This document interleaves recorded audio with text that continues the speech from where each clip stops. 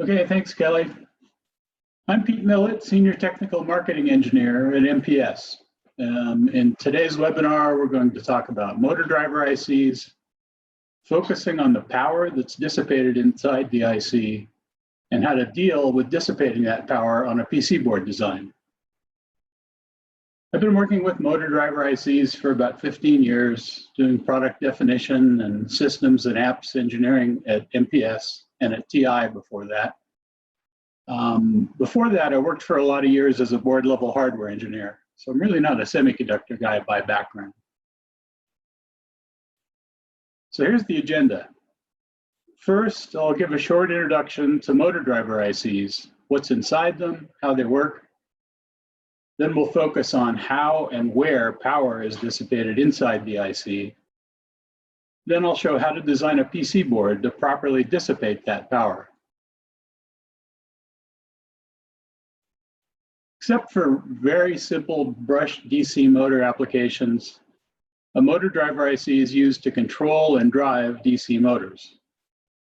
These include brushed DC motors, brushless DC motors, and stepper motors. Even though these different types of motors use different control methods and usually different ICs that are specifically designed to drive them, the principles of power dissipation and PCB design are similar for all of them. So this shows what's inside a simple motor driver IC that's intended to drive a brushed DC motor. The high current driven through the motor is driven by the 4 N-channel MOSFETs. There are FETs on each side of the motor that can drive to either the input supply or to ground. A pair of these FETs is used on each side of the motor, which allows you to drive current in either direction. That results in the motor spinning one direction or the other. These FETs are arranged like the letter H, so we call this an H-bridge. Usually one pair of FETs is turned on and off at high frequency, an operation called pulse width modulation, or PWM, to control the motor speed or torque. In addition to the H-bridge, there's internal circuitry to drive the FETs, as well as internal power supplies to generate the needed voltages to run the part. There's also some control logic. All of these blocks dissipate some power. To figure out the total amount of power dissipated, which we need to do to be able to design a PCB that won't get too hot, we need to add up all the power dissipated in different parts of the motor driver IC. The biggest part of this power dissipation is almost always power that's dissipated in the H-bridge FETs. Although you may think of the FETs as switches, they are normally either on or off. When they're turned on, they still have some resistance. This on resistance is called RDS on. Since the motor current is flowing through this resistance, it dissipates power equal to I squared R, where I is the current flowing through the motor and R is the RDS on of the MOSFET.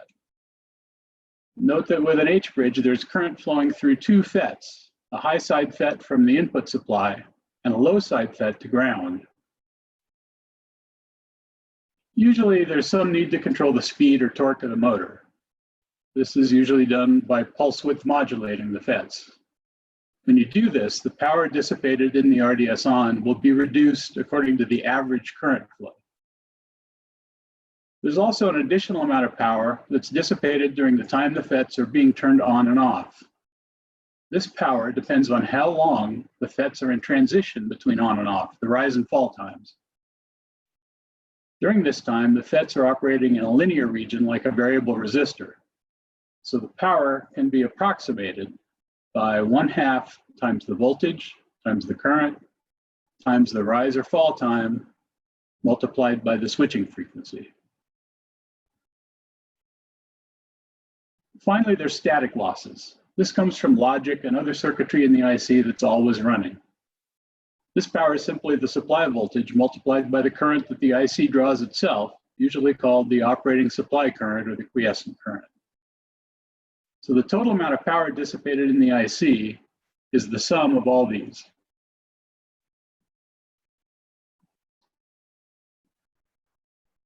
Stepper motor driver ICs normally have two H bridges inside to drive each of the two windings in a bipolar stepper motor. Like a brushed DC motor driver, they also have logic, gate drive, and power circuits that all dissipate power. Stepper motors are usually driven using a regulated current in each of the two windings. That current may be modulated to get smaller steps or microsteps. So both H bridges are being pulse width modulated all the time. That means there's more switching loss than in a typical brushed DC motor driver. It also makes it a little more complex to calculate the resistive losses in the H bridge. We'll talk about that more later. Brushless motor drivers generally have three half H bridges inside to drive the three phases of the motor. There's several different ways you can drive a brushless motor, and the drive scheme will impact how much power is dissipated in the driver. The simplest drive method is called trapezoidal, or 120-degree commutation. In this scheme, one phase is driven to ground, one phase is driven to the supply, and usually pulse width modulated to control the speed or torque. And the third phase is left open. From a power dissipation standpoint, you can view this the same as a DC brush motor driver. Essentially, there's an H bridge driving two of the three phase lines of the motor, while the third phase is open.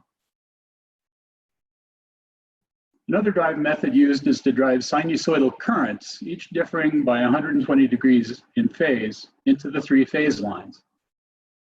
This type of drive, usually called sinusoidal drive, all three phases are pulse width modulated to create sinusoidal currents in each phase. This makes it a little more complicated to figure out how much power gets dissipated.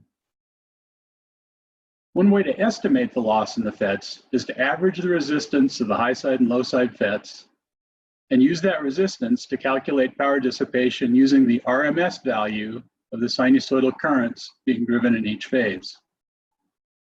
You also need to calculate the switching loss of each phase. Then multiply that total times 3 for each of the three phases.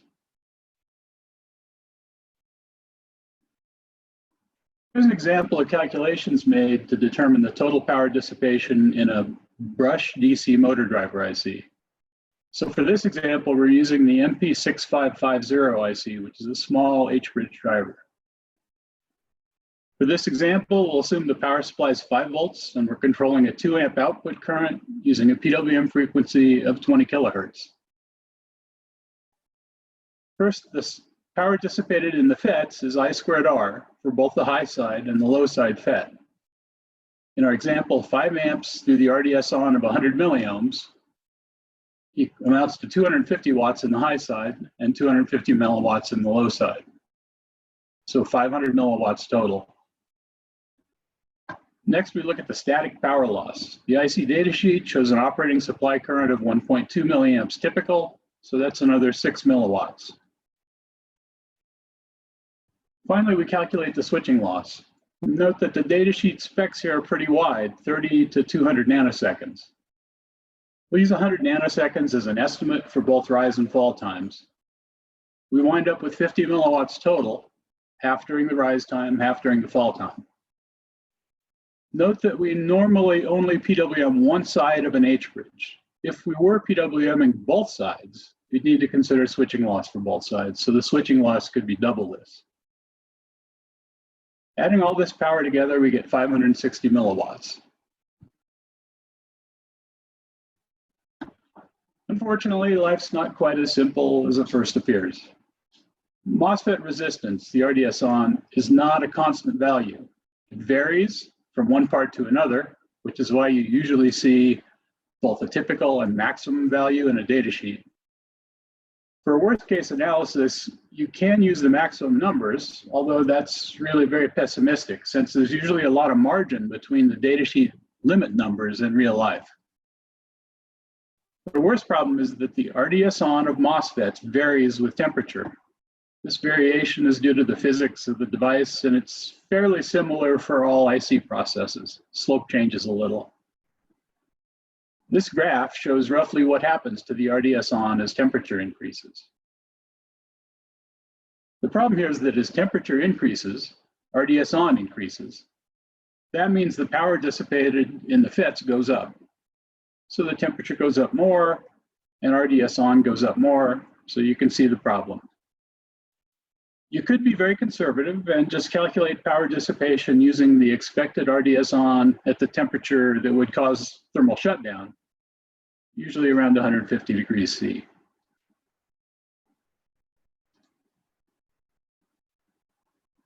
So one thing that can be confusing is figuring out what the actual motor current really is. For a DC brush or brushless motor, the current draw during operation is determined primarily by the torque load on the motor shaft. Electrically, a DC motor is a fairly complicated thing. Its characteristics change depending on the speed and the load. As it spins, it develops a back EMF, like a generator, that opposes the applied voltage. That limits the current.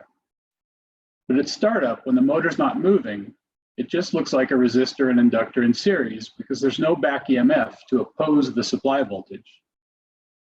That means to get a DC motor spinning, there's generally a high current peak at startup. This current usually is called the stall current and can be approximated by just dividing the supply voltage by the winding resistance. The example shown here to the left, which is a small brushed DC motor, we see it initially draws 3.6 amps for some tens of milliseconds before the current drops to maybe 100 milliamps. There are a couple ways you can deal with this. If you gradually increase the PWM duty cycle when you start the motor, you can limit that current peak. Some motor driver ICs also have the ability to do a cycle-by-cycle current limit, and you can use this to limit that peak current. Either of these approaches will make the motor take a little longer to come up to speed, but limiting the current means you may not need a motor driver IC that can support that full stall current of the motor. Otherwise, your motor driver needs to be able to support this current peak at least long enough to get the motor spinning. Since power equals I squared R, obviously this peak means there's a large power dissipated at startup. This will cause the device to heat up. How hot it gets during the startup peak will depend on PC board construction and how much copper mass is attached to the IC, as well as the stall current of the IC and how long it takes it to get spinning. So technically, this is the transient thermal impedance, which is actually fairly difficult to calculate. In stepper motors, usually we're regulating a current into each winding. If you're operating in full step mode, the current to use for the power calculation simple is just whatever winding current you're regulating.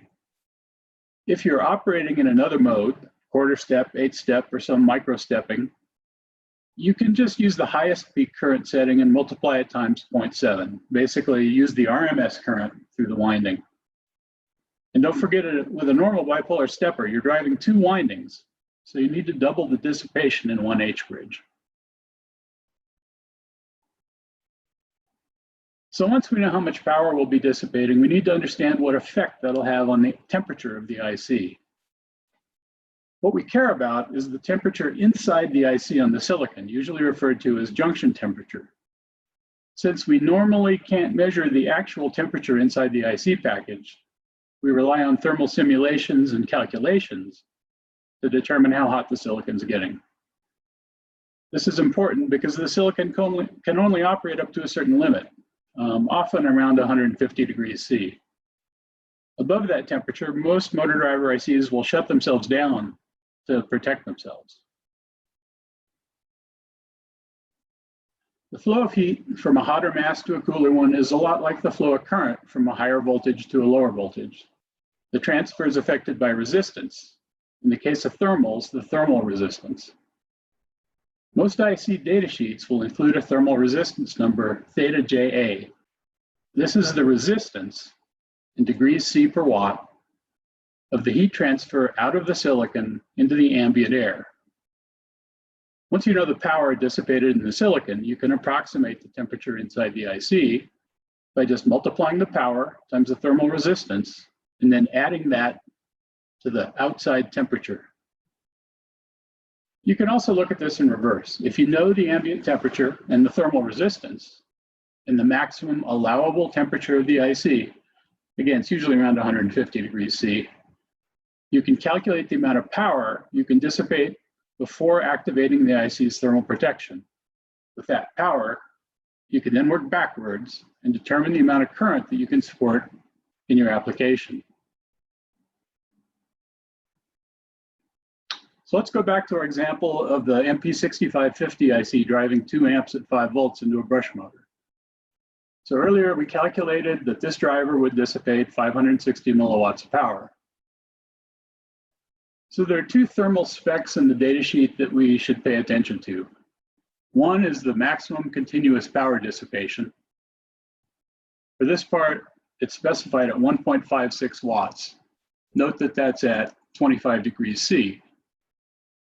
So, we're well below that, so that's not a problem. Next, you can see the thermal resistance junction to ambient, theta JA. That number is 80 degrees C per watt. To calculate the temperature rise, we just multiply this value by the power that's being dissipated in watts.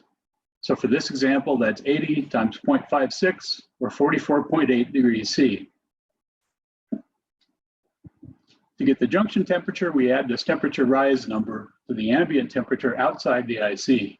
So if ambient's 25 degrees C, then the junction temperature is 69.8 degrees C. Now, often the actual temperature at the outside of the package is much higher than the air temperature due to power dissipated inside an enclosure raising the temperature. So we need to consider the actual environment that the IC is in. If, for example, we expect the air around the PC board to rise to 70 degrees C, we need to use that number for the ambient temperature. That would give us a junction temperature of 114.8 degrees C. One more datasheet spec we need to look at. How high can the junction temperature be before the device shuts down? In this case, the spec says the thermal shutdown temperature is 160 degrees C. So even in a 70-degree ambient temperature, our junction temperature of 114.8 degrees is still quite far from shutdown. So you can actually work this calculation in reverse as well. If you know you have a 44.8 degree rise and the maximum junction temperature at shutdown is 160, then the highest ambient temperature you can operate is 160 minus 44.8, or 115.2 degrees.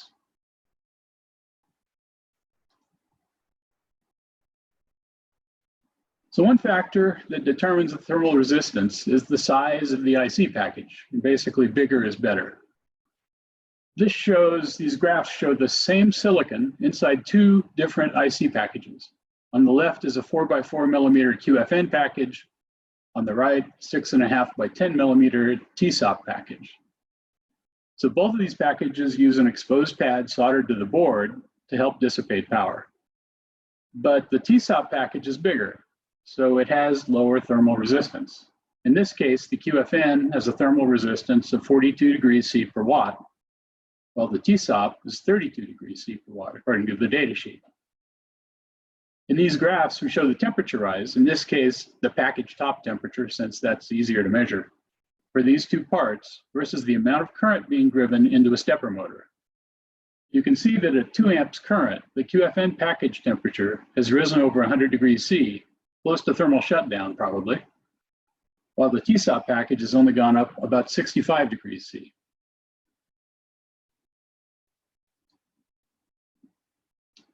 Unfortunately, the thermal resistance number is also heavily dependent on the PC board construction. The numbers you find in data sheets are all based on some standard PC board construction. Usually a JEDEC standard called JESD 51 is used. JESD 51 has several types of standardized board constructions. The one most commonly used in IC datasheet is JESD 51-7, which is shown here. JESD 51-7 describes a 4-layer board, 3 inches by 4.5 inches, 1/16 thick, with 1 ounce copper and solid power and ground planes inside. That's a fairly typical PCB construction, but it might be much different than the PC board you need to use. Different layer counts, copper thickness, and size can all have a dramatic effect on thermal resistance. If you're lucky enough to have access to thermal simulation tools, you can derive an accurate thermal resistance. Otherwise, you have to estimate and make some educated guesses.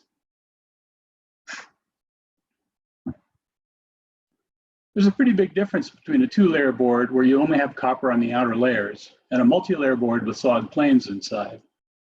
These two thermal images show the difference between a two-layer board on the left and a four-layer board with solid inner planes. This was done with an MP6500 stepper motor driver driving 2 amps. You can see the two-layer board, the case top of the IC is 84.4 degrees C. On the four-layer board, the temperature is 56.7 degrees, almost 28 degrees cooler.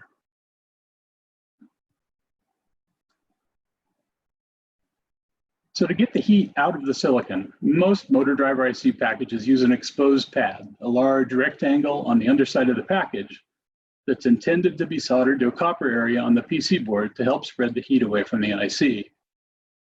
It's mandatory that your PC board's design solders this exposed pad to pull heat away from the IC. Usually, vias are placed in the pad area to pull heat into other layers of the PCB where it can be spread. Using thermal vias is absolutely necessary on a QFN package since there's no room to extend any copper area outside of the IC on the top layer. With TSSOP packages, you can also use the top layer to get the heat out from under the IC, as shown on the right here. In multi-layer PC board constructions, the best way to dissipate the power is use thermal vias under the exposed pad to conduct heat into a solid ground plane inside the board. With two-layer boards, you can also use thermal vias to move the heat to the bottom layer of the board where there may be more room to add copper area.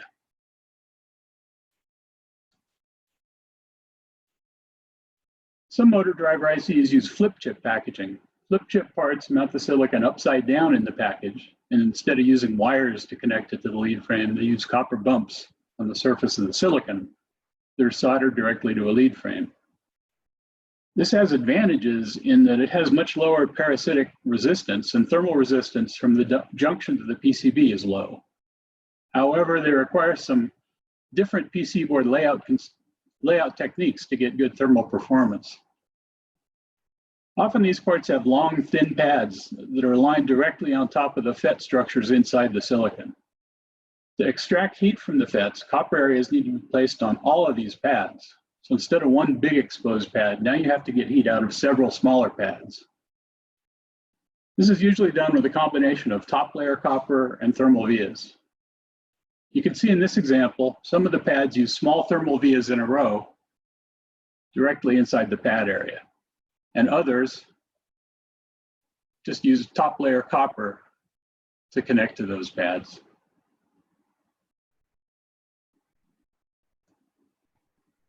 As always, there's compromises to be made when designing thermal vias. Bigger is better because a bigger via has more copper inside the hole that can conduct heat away.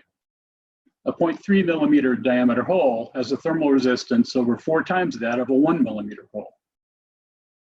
Unfortunately, you usually can't put 1 millimeter holes inside the pad area. If you do, during solder reflow, the solder will all be wicked into the hole and the pad won't be soldered down at all. So you have to use smaller holes. Obviously, the more vias, the lower the thermal resistance will be. So usually an array of small vias is used. It's a good idea to talk with your assembler or process engineer to determine what they will or won't allow. Some manufacturers will have specific instructions about how to implement thermal vias without causing any manufacturing yield problems, things like hole size or solder mask over one side. If putting vias inside the pad area is just not allowed by your manufacturer, then the use of QFN packages is pretty much impossible. TSSOP packages can be used instead. With TSSOPs, you can use the top layer to get heat out from under the IC, and then you can use thermal vias outside the pad area to move heat to other layers. Also, you should never use a thermal relief on a thermal via. They pretty much defeat the purpose of the via.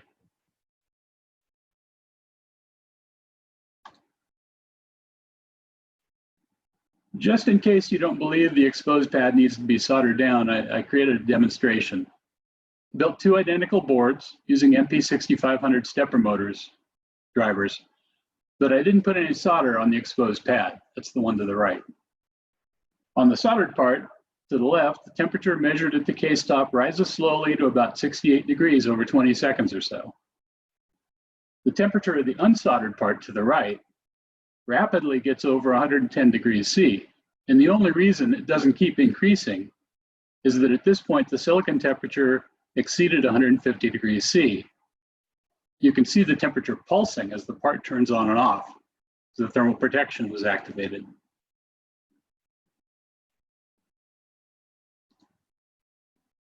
So that's it for our webinar on motor driver ICs and power dissipation. In summary, calculate the power dissipated in your motor driver IC, taking into account RDS on, switching losses, and static power, or work backwards from the thermal conditions to calculate the amount of current you can drive. To keep the IC cool, minimize the thermal resistance in your PCB design. Bigger is always better. Solid copper planes and thermal vias should be used to spread heat. And always solder the exposed pad to copper that can sink heat, or your design won't work.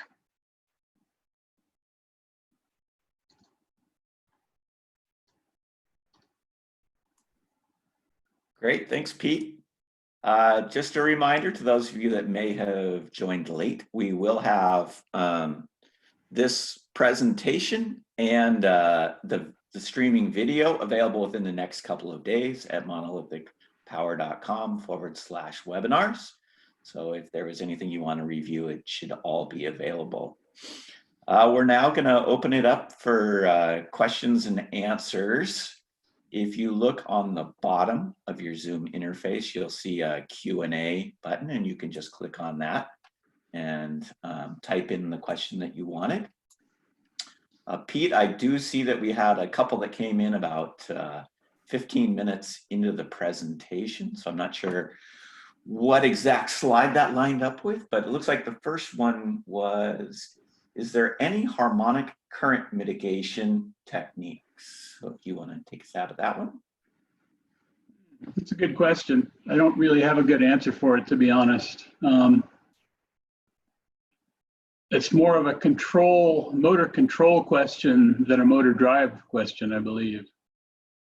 So I mean, I don't know. I think there's things you can do in the control scheme to maybe minimize harmonic currents, but they're going to impact power dissipated just, as well as the fundamental current. So you just have to look at what the total current is, RMS typically for a brushless drive, and use that for the calculations.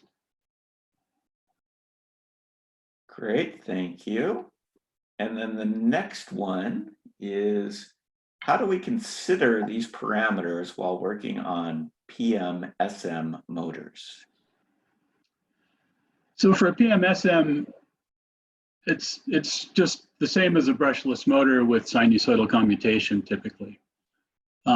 So what you need to consider is the RMS current of each of the three phases. And again, I mean, it's an estimation, but if you use that RMS current and just use the average of the high side and low side on resistance of each of the half H-bridge FETs and the RMS current per phase, that'll give you an estimation of how much power is being dissipated in the MOSFETs. If it's asymmetric, if the high side and low side are significantly different, then you kind of have to maybe consider that as well as the duty cycle. But in general, just for a rough estimation, just use the average of the resistances and the RMS current through the winding. Okay, thank you. Looks like we got questions pouring in, so just bear with us, we'll get to them. The next one was, how do we maintain constant RDS across temperature? Well, that's an easy answer. You can't. It's just a function of device physics, and MOSFET resistance will increase with temperature. Okay. Next up, is the PCB 2-layer or 4-layer for 0.3 millimeters and 1 millimeter via question marks. I don't know if I quite understand that one. Pete, is that? Okay, I think I do. I think the question is for that the thermal resistance example. Is that thermal resistance for a 2-layer board or a 4-layer board? And to be honest, I did that long enough ago that I don't remember. I believe, and I could be wrong, that those thermal resistances were actually for a via to a ground plane in a 4-layer construction, but I could be wrong. Okay, and then we've got, what should be the copper thickness for PCB? Another compromise, right? I mean, for thermal optimization, the bigger the better, but it's expensive. And thicker copper also limits the ability to reproduce small geometries. My standard answer is normally that you're going to wind up with 1 ounce copper on most boards these days because they need to do fairly fine geometry.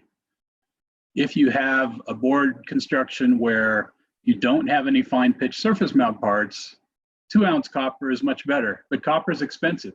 So you're going to pay for it. So again, it's a compromise. Yep, trade-offs in your design. The next one we have is, let's see, is plug and cap via filler good in case of thermal dissipation? So I don't think it makes a huge difference because the material filling the via is normally epoxy, and it doesn't have that much of a contribution to thermal resistance of the via. And one thing you do want to look at with that, and it's a manufacturing issue. In some cases, I've had manufacturers say that you should cap the via, or plugging it is safer on the bottom side. But then you have a problem called flux entrapment you have to worry about. So if the bottom of the via is covered and the top of the via is not, during reflow, flux can get down inside the hole and then actually vaporize the solvents in the flux and pop, and that can cause problems. If you can completely plug the via, but still not put any epoxy on the top surface, I mean, that's pretty much ideal, but that's pretty hard to do. On the other hand, if you can plate it closed with copper, that actually works really well because that increases the copper area in the hole. That usually means you got to start with a really small via, so you need a whole bunch of them. So again, compromises. Great, and I think then a continuation from that one was, I have a question regarding, we just saw the via with a 0.3 millimeter and 1 millimeter. Could not understand the thermal relief. Okay. Let me go back up to that picture.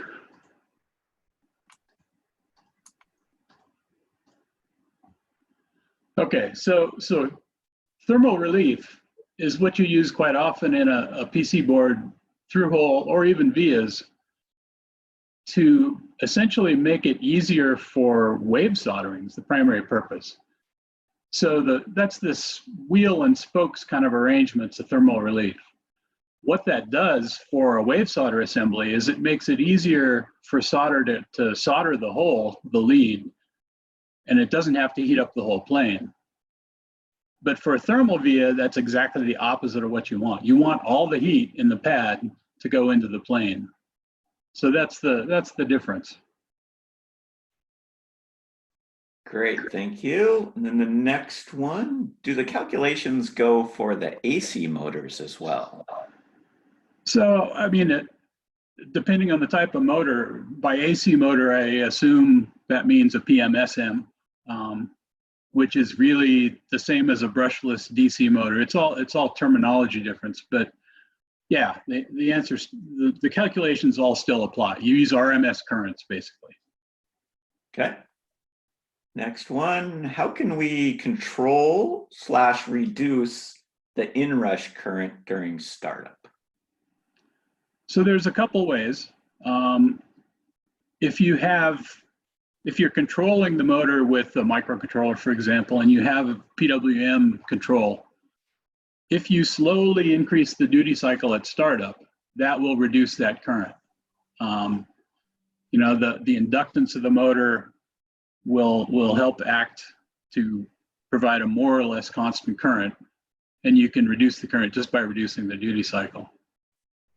The other thing you can do, most DC brush motor drivers, at least most of MPS parts, have a way of doing some kind of cycle-by-cycle current regulation. So what you can do is set up that current regulation to limit the current at startup. Now, the problem with either of those schemes is, depending on the mechanical system, it still may take quite a bit of current to overcome stiction and static friction to get the motor spinning. So there's really no way to really figure it out other than experimentally.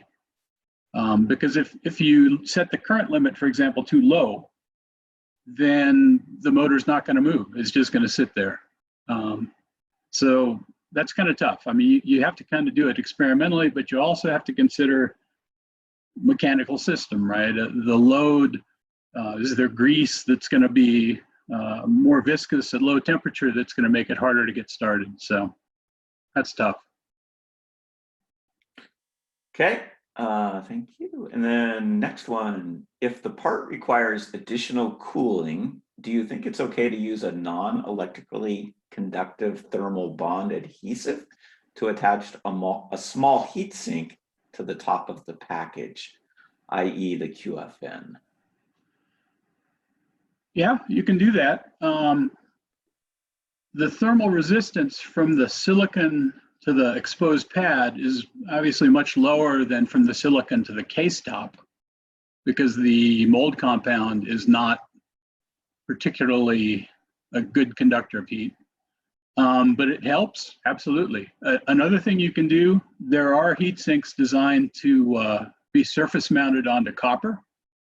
So I've also seen where you may use some top layer copper, especially with a TSSOP, but with a QFN, you kind of have to take the heat down a layer and then back up. And you can solder a surface mount heat sink into the copper, which also helps. Okay, great. And I think we have a kind of a continuation of the thermal relief question from Kieran about, so let's see if we can piece these together a little bit. Which one would be better for thermal relief among them? If we have PCB inlays in layout, then is it an effective solution? I'm not quite sure the meaning of the question, actually. Yeah, it looked like it was a continuation from the prior one about thermal relief. It's a little parsed out. So hopefully we addressed that in your initial answer. If you want to try and re-ask that, we will get to it at the bottom of the list again. Next one, what is the trade-off between via dia as the dia increases thermal resistance of the dia decreases, but even the copper area is lost, so that conduction advantage is lost? So, I don't know. I mean, usually if you're talking about the copper area, I mean, around the via, usually the vias are quite small, right? I mean, if you put a huge via, then you're losing copper area. So yeah, that's a bad thing. But typically we're talking about vias that are, well under a millimeter, and usually 0.3 millimeters or something like that. So you're not losing a big percentage of the copper area, right? Usually the holes are spaced, maybe if it's a 0.3 millimeter via, the holes are spaced 1.5, 2 millimeters apart. So there is a little bit of a trade-off there. I've actually never tried to calculate it. And again, it also depends on the rest of your board construction. With a QFN, you have no choice. You have to get the heat through. So what you may lose a little bit in theta JA by having a hole there is probably more than made up by at least getting the heat out of there. So I think, it's hard to calculate. It's a good question. But for most practical applications where maybe you have a QFN with an array of 9 vias, for example, I think the amount of copper lost is not a big deal. Okay. Next up, I'd like to understand better the behavior of the motor as load. Can you please repeat the waveforms expected to understand them better? What are the currents, startup, steady, off? Okay, so by the way, this applies to a brush or a brushless motor. Commutation is usually kind of a separate thing. So, the first order motor model, the current through the winding is proportional to the amount of torque applied to the shaft. The speed of the motor is roughly proportional to the applied voltage, or if it's pulse width modulated, the duty cycle applied. So what happens at startup, there's no back EMF, okay? So the motor speed is 0, back EMF is 0. So now the motor just looks like resistance and inductance. And as soon as you apply power, the current will go right up to voltage divided by winding resistance, essentially. But that causes a high current, which induces a high torque to get the motor spinning. As the motor spins, back EMF increases. So this plot is with no torque load applied to a motor. This is just a motor sitting on a bench. And you can see it goes up to 3.6 amps, but then as the motor comes up to speed, it drops way down to like 100 milliamps. Now, if you apply a load to that shaft, if you apply torque to it, this current will be much higher. And in fact, if you were to clamp it and stall the rotor so it couldn't spin at all, it would stay up here at 3.6 amps.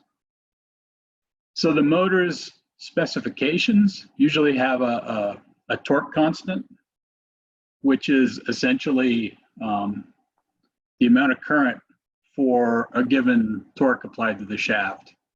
So if you know the torque applied, you can calculate about what the current will be. So I think hopefully that answers that question. Great, thanks. Next one up, if we open the solder mask from enclosure side, then is it an effective solution? I guess that should be a more effective solution than the solder mask closed? I've never seen a number on that.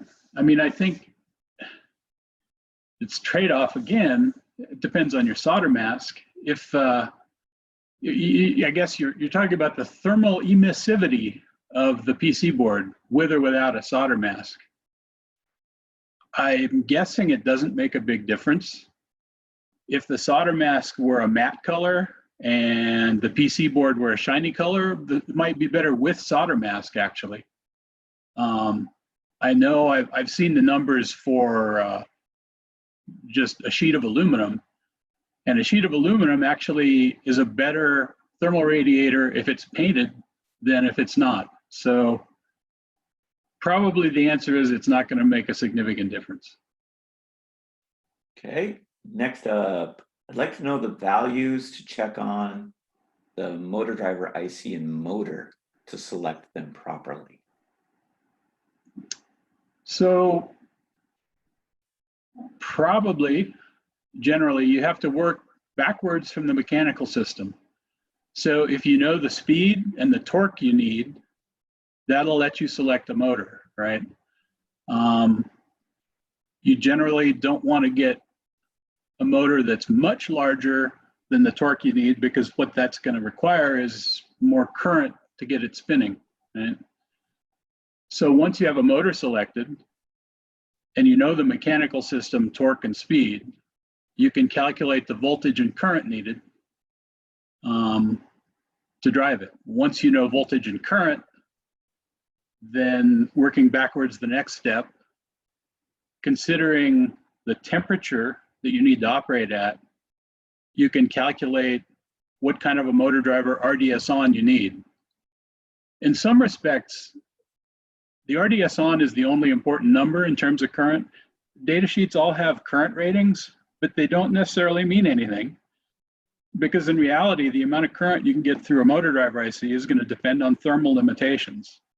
You may have an IC that says it's good for 10 amps, but when you run the numbers, you find that in your thermal condition on your PC board, you might only get 2 amps from it. So it's kind of a complicated process that has to work backwards from the mechanics to the motor driver IC. Okay, next one. Can you explain the MOSFET input and output workings? How is it happening or need to be changed?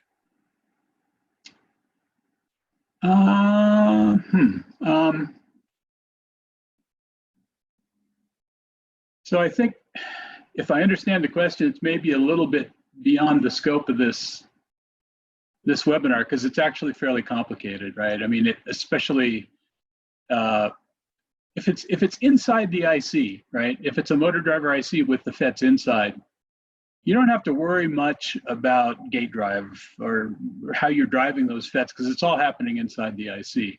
So really, you're just looking at the resistance of the part and the switching loss. If you're using external MOSFETs, like with a pre-driver, it's a lot more complicated, and it's actually worthy of a webinar all by itself, which is actually a pretty good idea to explain how the gate drive affects rise-fall times, switching losses.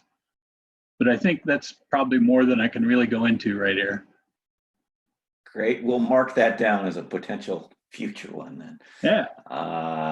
Okay, for thermal vias, how many make sense? And do you have any rule of thumb for the distance between them?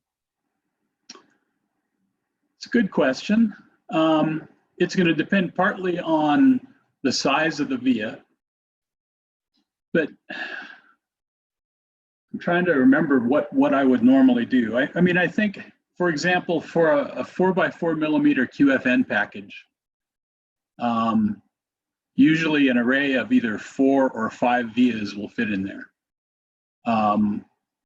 Maybe if the via pad diameter is something like,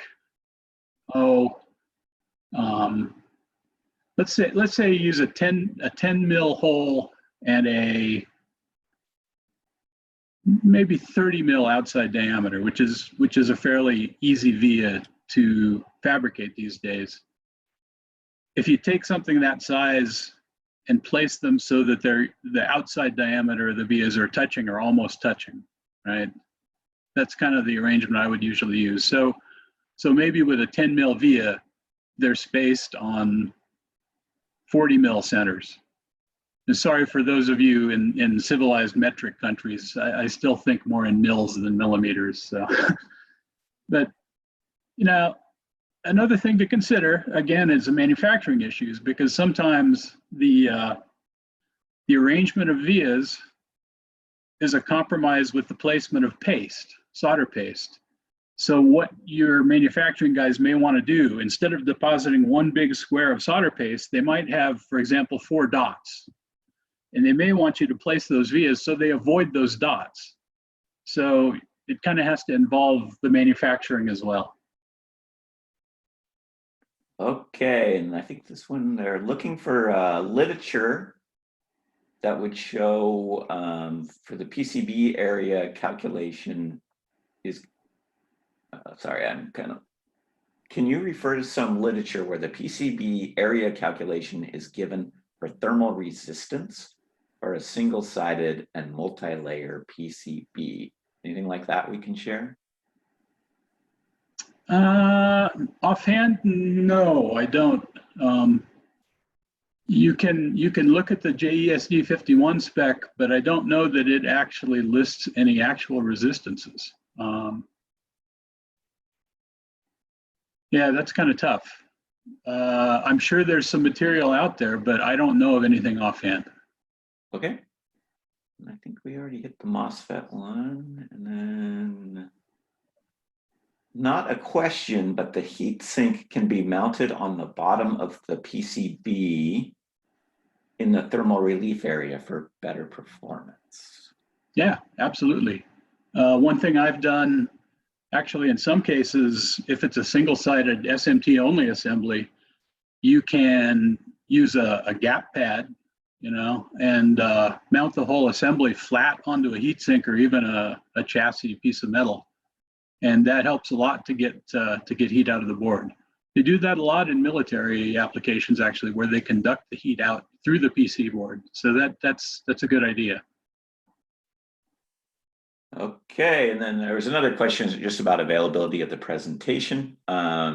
Yes, within the next couple days, we'll have it posted at monolithicpower.com/webinars, and we'll send you out an email saying where they are. So we'll have both a PDF version of the presentation as well as a on-demand video stream. Next one. Which motor driver technique like IGBT or MOSFET-based drive is a good one? So if the question is the choice between MOSFET and IGBT, it depends on voltage and current, right? Typically, if you look at the losses from a MOSFET versus an IGBT, the IGBT is like a bipolar in that it has a saturation voltage that's more or less constant with current, whereas a MOSFET's just a resistor RDS on. Typically, you don't see IGBTs until we get to a bus voltage of over several hundred volts and usually higher power. So if you're driving, you know, a line-operated 4-horsepower motor, you probably are better off using IGBTs. But lower voltages, then usually MOSFETs are better. Okay. And let's see. Are there ways to limit dissipation through an internal bootstrap diode apart from current limiting?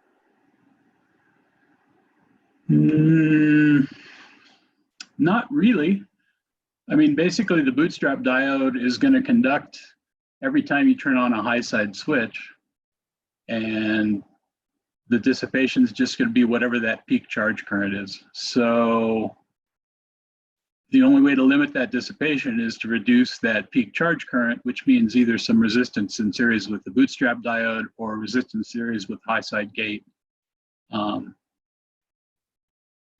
I don't think there's anything else you can do. Okay. Now let's see, getting down towards the end. How should the PCB layout if it uses a IMS PCB board? I do not know what IMS PC board means. Sorry. All right. So we only have one more question on here. If you want to re-ask that one, we'll take another stab at it. But type it in quickly because we're getting to the end of the line here. And then the next one, what should you do what to do if assembly procedures prohibit placing holes under the thermal pad area? Well, it's tough. I mean, really, with a QFN package, there's no room to extend any copper area from the exposed pad under the IC through the areas where the rest of the leads are, right? So unless you have really low current, it makes it very difficult to use. I see the answer. To use QFN packages. You can use leaded TSSOP packages with no problem because then you can pull the copper out the ends of the devices, right? I think I had a picture showing an example of that here.